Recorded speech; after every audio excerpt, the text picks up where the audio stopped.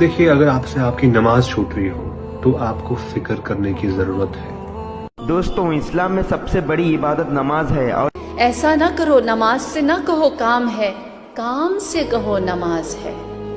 دیکھو اگر آپ نماز نہیں پڑھتے نا تو اپنے آپ کو اسلام کی طرف منسوب کرنا چھوڑ دو۔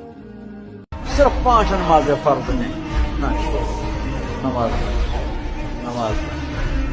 کافر نماز نہیں پڑھتا، ہم خدا کو مانتے ہیں تو ماننے کے ثبوت کے طور پہ ہمیں نماز کو قائم کرنا پڑے گا۔ قرآن سے ایک طرف اللہ سب سے پہلے توحید کے بعد یہ دیکھتا ہے کہ بندہ نماز پڑھتا ہے کہ نہیں پڑھتا، باقی سب چیزیں بعد میں۔ کیوں؟